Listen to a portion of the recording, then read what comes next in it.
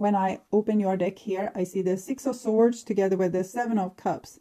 So it seems like your person would want to solve the problems in the relationship, or the problems with their own behavior, or how they are constantly doing the same thing over and over again that they later regret, but they don't really know how, but they would want to. So we'll see if they figure it out. I call the Divine with Love and Light. And here we have the Sun card together with the Seven of Cups. So one thing they know is that they truly love you, and you are kind of the sun and the moon and the thing that makes them happy. What they don't know is the depth of themselves and the things that's are moving underneath the surface, and particularly in their emotions. So sometimes they do things that they don't really want to do, but it's like a emotional need that forces them to take that action. And it might be saying some words to you that you don't like, or even betraying you, or acting self-destructive. I call the four archangels in the four corners of the world, and here we have the Hierophant together with the Seven of Cups.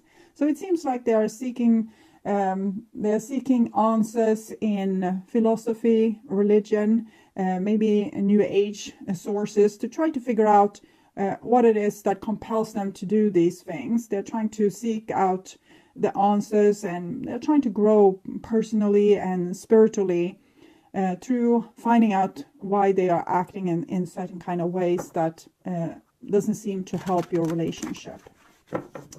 I call the six elements, and here we have the beautiful Six of Cups together with the Seven of Cups. So it seems like this person has very good intentions. They want to make it right. They want to be a better person, to try to better themselves and not repeat past mistakes. But it seems like they still have unhealed trauma. This is the original swamp, how we got hurt or traumatized the first time, and then we get certain survival techniques that helps us to survive these type of traumas.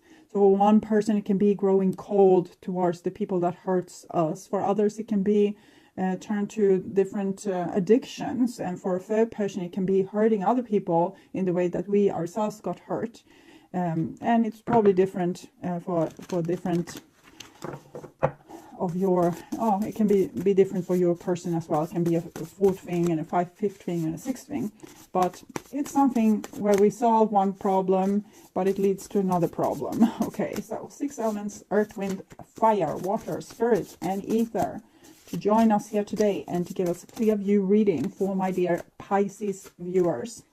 I want my dear Pisces to have love in their life and to find themselves in loving relationships. Okay, it was done there. So this is this person most likely action, but also the evolution of the relationship, and this is what they would want to have happen. With a High Priestess, it seems like they think that you are having secrets, or you are being maybe you have taken a distance towards them for your highest good. This is Pisces energy, and it shows a person that has control over her life, a person that has self-respect, knows that other people are playing games and are watchful to not be the played person in this game. That's what I'm feeling when holding this. So I think this person is well aware about your attitude in this matter, that you don't want to be hurt because they can't behave in a better way, the way that you deserve. Okay, so the most likely action, we have the Queen of Cups here. So of course that's you again. So it seems like a lot of things is circling around you. I said that you were their sun and moon. You're also the lady or the man of their heart, the person that rules their heart, or they have like a really warm and soft spot for you. Okay, so this is their intentions, and we have the Hierophant again, so showing that they want to learn, they want to be better, they want to change. They're putting in a lot of effort into this, trying to find the answer to what is going wrong between you two. The Hierophant is also speaking about tribe. It's about family, blood, culture, traditions.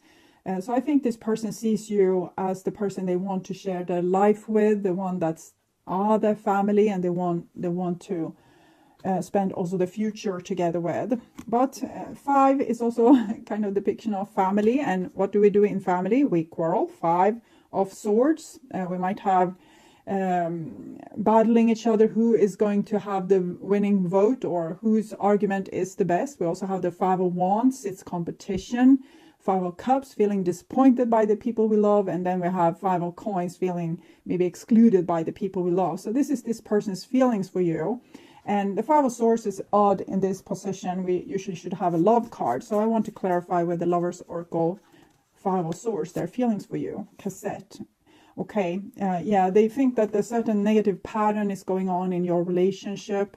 That's what they would want to change with trying to find a philosophy that gives them the answers to why this is repeating.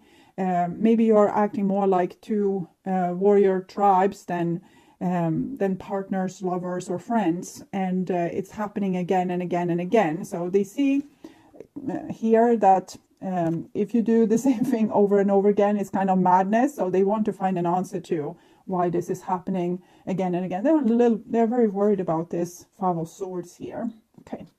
This is how they view you, like Knight of Pentacles. Knight of Pentacles is a person that watch and scrutinize the situation. They're not hasty to jump in or out of a situation. So they probably think that you're pretty loyal, but that you're also judging them, either silently or openly, probably with calm words. It's what it is. You're not trying to dress up your words or make them more dramatic. You have said your piece, or at least showed what you feel or think in this situation. So you can be a little bit hard not for them to crack. This is Taurus energy, as is the Hierophant. You might even be dealing with Taurus person. This is how they view the relationship, and it's a 4 of Pentacles. So it feels very high and dry. It's as if almost like it's a loveless relationship. The only thing you have is that you are quarreling, and that this person they really want you. So I'm trying to figure out why it's like this. Clarify the 4 of Pentacles. Heart with a key. Welcome, love, meeting the one, open your heart, getting together, perfect. So it's like this person wants to preserve this relationship, even if it's high and dry, even if you're acting like enemies, even if you are judging them silently or openly. This person seems to have their mind really set on you. Okay. And this is their most, what do they want? And it's an Ace of Wands. So it's like their soul is driving them in this direction, whipping them to continue, even though there's little evidence that there will be any success. And it's like they are trying to become worthy of you, or try to dignify themselves in your eyes, and also convince you that you should be together. Ace of Wands can also be sexual attraction. So there's different degrees in hell. So for some people, this will be an entitled person that is almost like in the olden days, where one person might not have, or maybe both people didn't have a saying in who to marry, for example. So it's that you are not too into this person, but this person has decided they want you, they desire you, and they shall have you because they are filled with self-righteousness, or maybe their parents told them to marry you. So that's the other end of the scale. And the more nicer end of the scale, it's a person that has tasted the good times with you and want to have more, want to be worthy of more. But your relationship can be on different points of this scale. That it can even be that you have a stalker, that you have said to this person kindly that you are not interested, and you have built a fort around you to not let them come in. But they again and again are trying to get your attention or sneak their way into your life. So, as I said, different degrees in hell. Okay. This is the most likely action. We have the 10 of Pentacles. It talks about the same thing as the Hierophant. They see you as their future partner, the person they want to marry, if this is a romantic relationship, or that they want you for a friend or family member forever, or if it's a business relationship, they see you as a person and your company as a situation where they want to invest and they believe in this. as a future thing. The Page of Wands is much like the Ace of Wands. It's just that this is like the desire we feel inside, and this is when we take some kind of action. We give a suggestion, we reach out, we ask for a date, we call, we text, we give an offer. It's like a social cry, a little bit, like a person that has a longing for you and wants to be social with you. So we can both see they have their mind set on you, and they want to make you see the same thing, or they want to get your attention to have the possibility to share their viewpoint or what they see as your future with you. Here we have the Three of Wands. I want to clarify this. Three of Wands. It's because the person is looking in the other direction and kind of spying on a situation. So I want to see soulmates. Okay. It might be that because it comes under your card. So I feel as if you are interested in this person too, but you might not have wanted to admit it, or you don't want the relationship to continue because of the past experience with this relationship. But because you have an attachment, you're a soulmate, you might have lived together many lifetimes before, and it's hard to break free from what is familiar. So even if you have kind of said, put some distance between you and this person, you still seem to think about them a lot. And this is the person most on your mind is reading, so that should go well with that. So it seems like there's a mutual interest. It's just that you don't openly speak about your interest because you don't want to encourage this person for whatever reason. Either it's this arranged marriage, or it's a hopeless partner which you don't feel is a good match or the best recipe for you to become happy in the future. Here we have the Seven of Cups again, together with the Seven of Wands. So it seems like all the problems is still there waiting for you if you join in this relationship, and there's a lot of things that needs to be sorted out. You both need to make a lot of effort to make this relationship happen. And it can also, of course, be that you are the one standing here saying no to this person, and their trauma, karma, drama that they are dragging into the relationship. We all have our part, so you probably drag your fair share of this into the relationship too. But it might be that you feel that it's enough with your own stuff. You don't need the other person's stuff too. And this is a very shadowy card. We don't always see when we are caught into this energy. We usually do things that we don't understand that we do, but it feels so good in that moment. So it can be, for example, we go to a party totally with our mindset to be true to our romantic partner, but in that party there's someone giving us the eye, and we get so filled with the enthusiasm of having someone being interested in us, and we just go along with it and end up cheating with our partner. And then the next day we wake up with the worst shame and wish that it would never have happened. So in that moment when we are caught by this, it's our survival technique, how we soothe ourselves from some kind of trauma, karma, drama. And the soothing thing can be like an addiction, and it can be various different things. It can be that a person accuses you of getting between themselves and another friend. You had no thought whatsoever, and you didn't really spend a lot of energy on thinking about in those terms. But you get offended by this person, and this person is then caught in this kind of projection, dream, nightmare, and they might want to cause drama, want to cause upheaval, so that they get what they are seeking for, that soothing thing. For example, their two friends fighting for their attention. So it can be so many different things, but it usually, we spot it, we feel like, oh, this person is like a liar. They lie about everything because they want to get attention, or this is a person I can't trust because they do a lot of shady things. So it's and we all have those moments when we, for example, we accuse someone else of not being particularly helpful, But then this person points out that they asked you for help the other day, and then you didn't have time to help them. So that's why they're not helpful now. And you weren't aware that you had done the same thing against your friend as they are now doing towards you.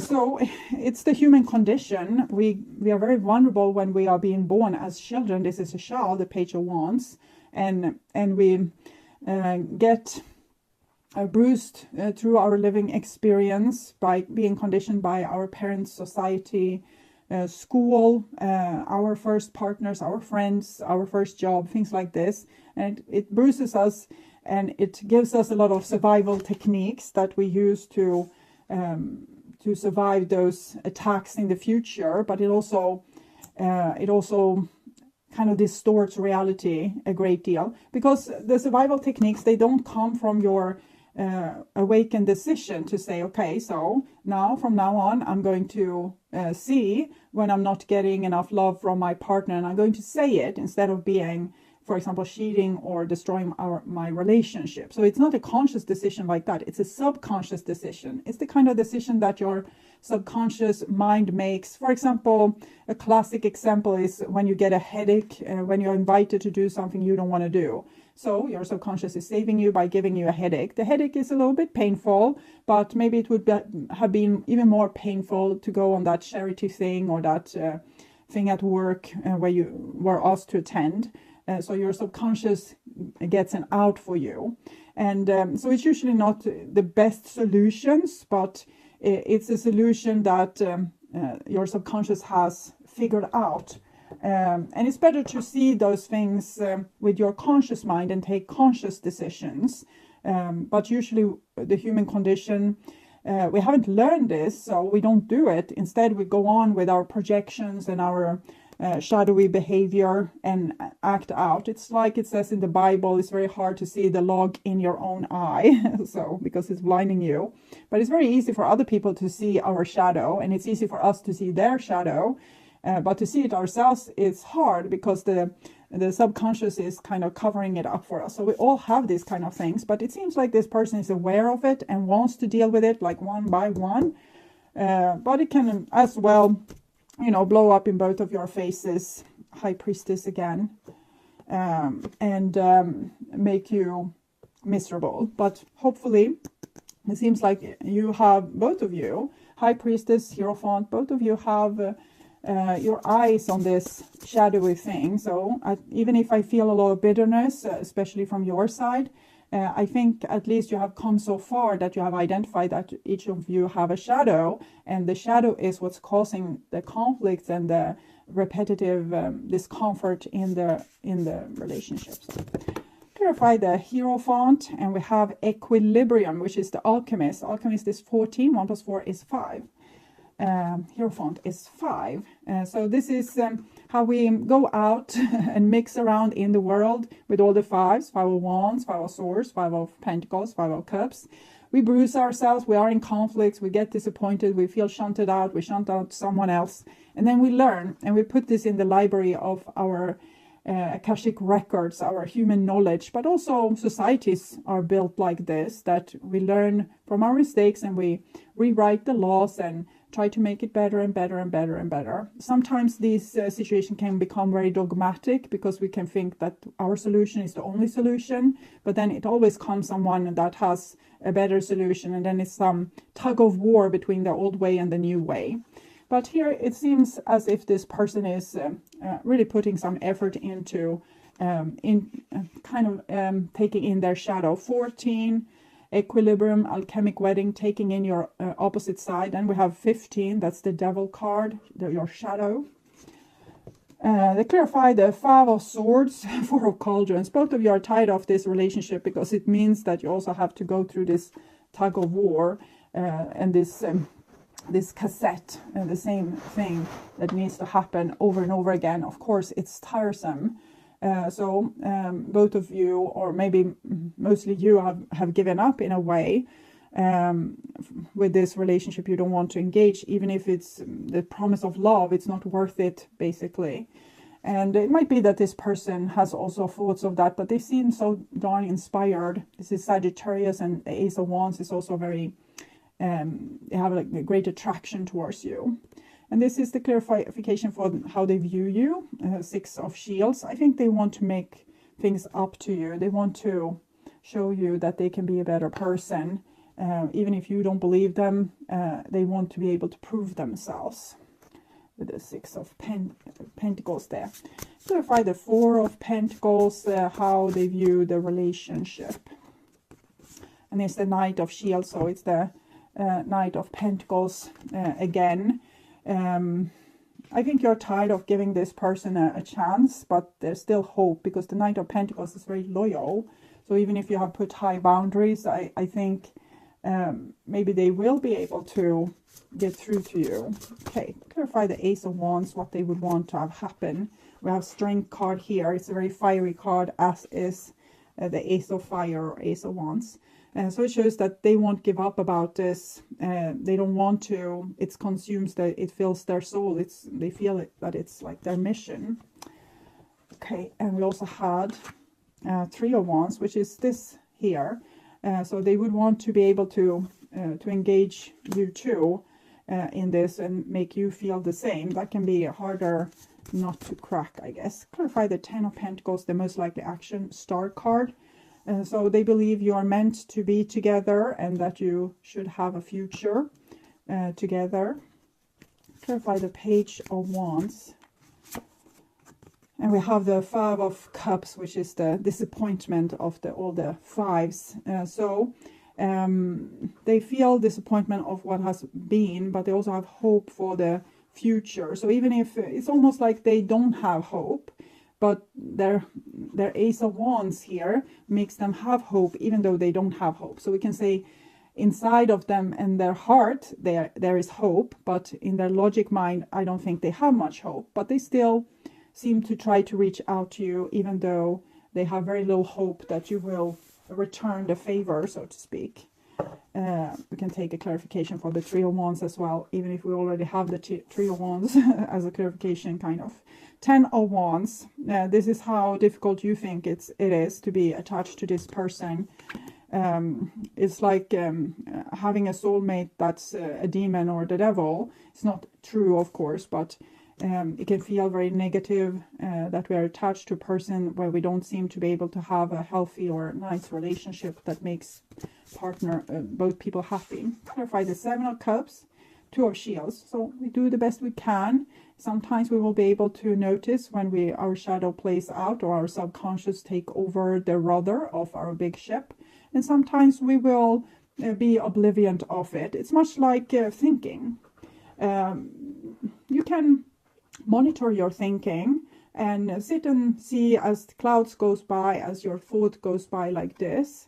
But then suddenly you won't be the one watching your thoughts anymore. You will be totally engaged in the thoughts and thinking about that awful thing that your neighbor did towards you, and what you are going to do towards them if they ever try that and pull that crap again.